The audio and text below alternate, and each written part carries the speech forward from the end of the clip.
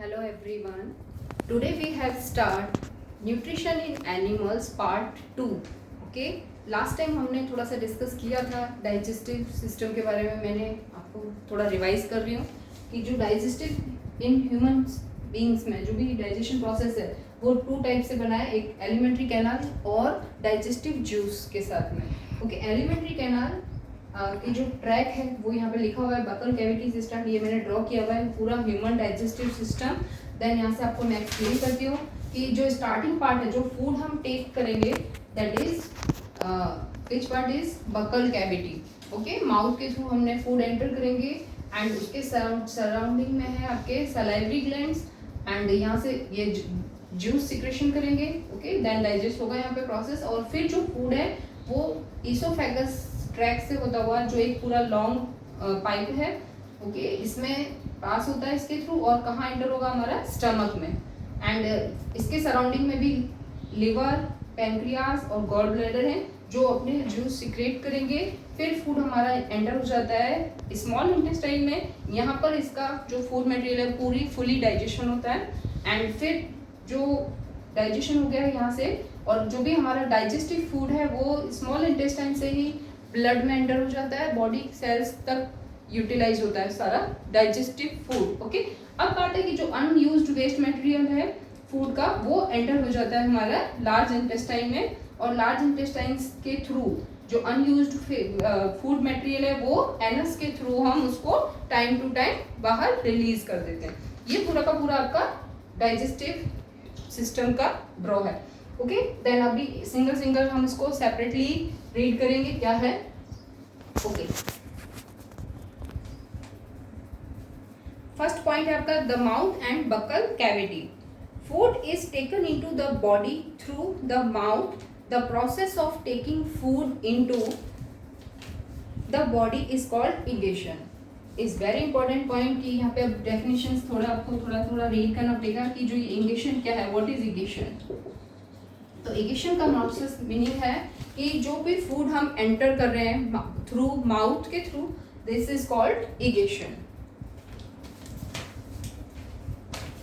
Next we chew the food with the teeth and break it down mechanically into small pieces. अब जब हमने food mouth के through मतलब ले लिया देन माउथ में हमारे क्या प्रेजेंट होते हैं टीथ्स. तो टीथ्स के थ्रू उसको फूड को छोटे छोटे स्मॉल पीसेस में ब्रेक किया जाता है टीथ के through. Okay children. Each tooth is rooted in a separate socket in the gums. अब बात आती है कि यहाँ पे एक आपको ड्रॉ भी दिया हुआ है कि जो टीथ का स्ट्रक्चर है. देन थोड़ा सा इसको मैं आपको एक्सप्लेन कर देती हूँ कि कौन कौन से जो टीथ का फॉर्म आपका यहाँ पे इंक्लूड है. इन आवर माउथ में 4 टाइप्स के टीथ होते हैं. फर्स्ट वन टीथ है आपका मोलर जो सबसे लास्ट में होते हैं. जो यदि हम बात करें कि सबसे जो हमारे पीछे की साइड के टीथ हैं वो है आपके मोलर्स. सेकंड है प्री मोलर. थर्ड है आपका कैनाइन एंड फोर्थ वन है जो आपके सबसे फ्रंट में होते हैं इंसीजर.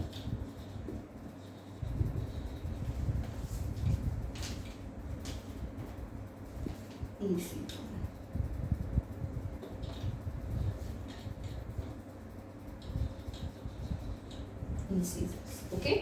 देन जो मोलार्स हैं वो नंबर में एक साइड की बात करें तो 3 होते हैं एक साइड में. प्री मोलार 2 होते हैं. कैनाइन 1 होता है एक साइड में. ओके. एंड इंसीजर 2 होते हैं. Okay children. और जो मोलार टीथ हैं ये एडल्ट में होते हैं चाइल्ड एज में नहीं होते मोलार्स वाले.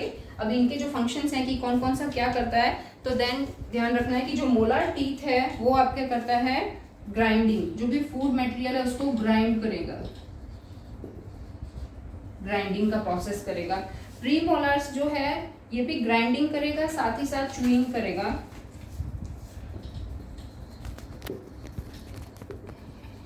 Grinding and chewing.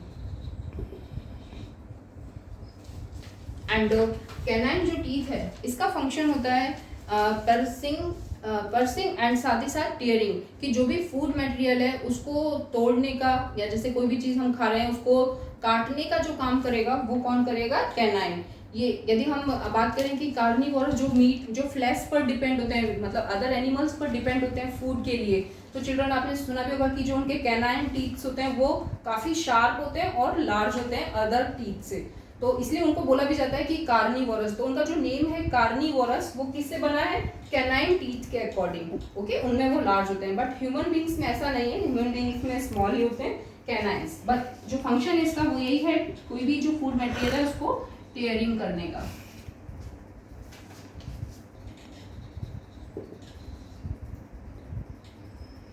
And tracing.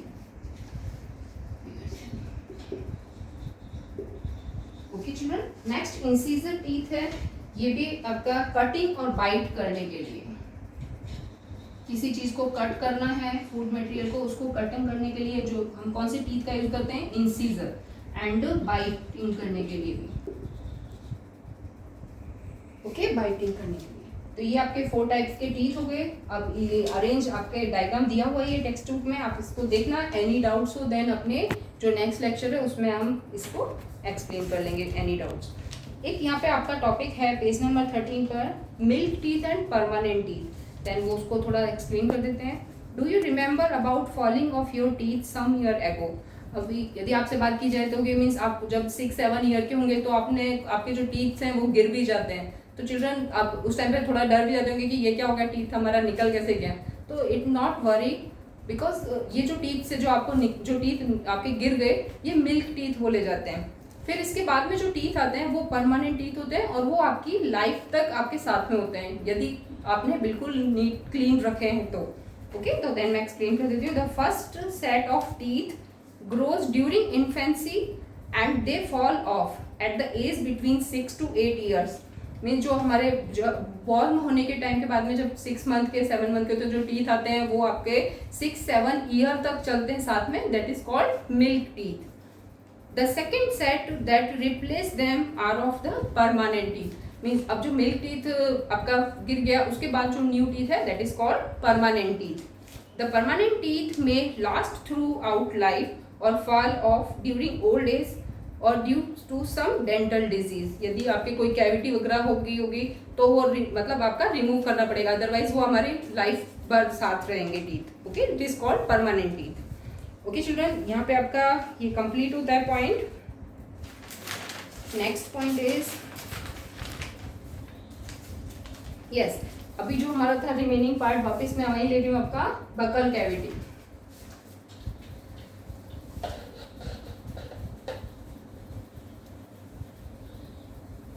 Buccal cavity में जब हमने फूड ईट किया दैट टाइम हमारे माउथ में कुछ ग्लैंड्स होती हैं, that is called salivary glands. Salivary gland का फंक्शन होता है वो एक सलाइवा, जिसे हम हिंदी में थूक भी बोलते हैं, थूक फॉर्म सलाइवा रिलीज करती है जब हमने फूड मतलब टेक किया। ओके चिल्ड्रन, जब फूड हम ईट कर रहे हैं तब जो सलाइवा है वो उसको क्या करेगा, मिक्स करेगा, और साथ ही साथ उसका क्या फंक्शन है वो मैं आपको यहाँ लिख रही हूँ, थोड़ा समझ लेना इस पॉइंट को कि सलाइवरी ग्लैंड्स जो है रिलीज करती हैं सलाइवा।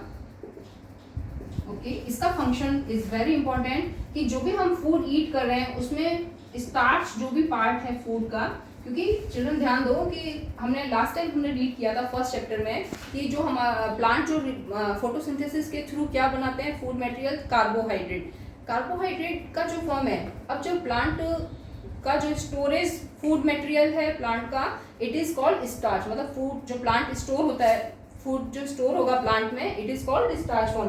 तो चिल्ड्रन हम जो ईट करते हैं प्लांट का पार्ट वो स्टार्च होता है। तो जैसे ही हमने ईट किया स्टार्च पार्ट तो उसमें क्या मिक्स हो जाएगा, सलाइवा। अब सलाइवा इस स्टार्च को कन्वर्ट कर देता है शुगर की फॉर्म में। इज वेरी इंपॉर्टेंट कि स्टार्च कन्वर्ट हो रहा है शुगर पार्ट में, तो उस टाइम कौन फंक्शन कर रहा है उसके ऊपर, सलाइवा के थ्रू। ये आपको लर्न करना है कि सलाइवा के थ्रू जो भी फूड में स्टार्च पार्ट है उसका डाइजेशन हो जाएगा और वो एक सिंपल पार्ट में ब्रेक डाउन हो जाएगा शुगर। स्टार्च जो है वो कॉम्प्लेक्सिव फूड है और शुगर उसका सिंपलर पार्ट है। किसके थ्रू हुआ, सलाइवा के through. Is very important point. Okay children, next आगे एक एक्टिविटी भी है यहाँ पे, एक्टिविटी 2.3, वो ओनली मैं आपको थोड़ा एक्सप्लेन कर देती हूँ कि हमने जो कुछ बॉइल्ड राइस लिए, एक बॉइल्ड राइस को डायरेक्टली हमने टेस्ट ट्यूब में लिया, एक टेस्ट ट्यूब में हमने बॉइल्ड राइस लिए थोड़े से, और दूसरी टेस्ट ट्यूब में हमने थोड़ा जो बॉइल्ड राइस है उसको च्यूइंग किया और वो हमने सेकंड टेस्ट ट्यूब में ऐड किया। ओके चिल्ड्रन, दैट टाइम जब इस हम दोनों में आयोडीन सॉल्यूशन डालेंगे तो जो बॉइल्ड राइस वाला टेस्ट ट्यूब है उसमें जैसे ही आयोडीन सॉल्यूशन डालेगा तो वो किस में कन्वर्ट हो जाएगा, ब्लू कलर में, बिकॉज उसमें स्टार्च है ऑलरेडी।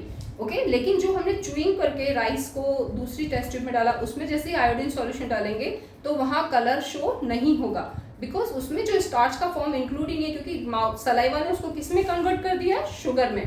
तो इट इज ये फाइंड होता है, और आपको पता भी होगा कि स्टार्च का टेस्ट हम किससे करते हैं, आयोडीन सॉल्यूशन से। तो ये आपकी एक्टिविटी वही शो कर रही है।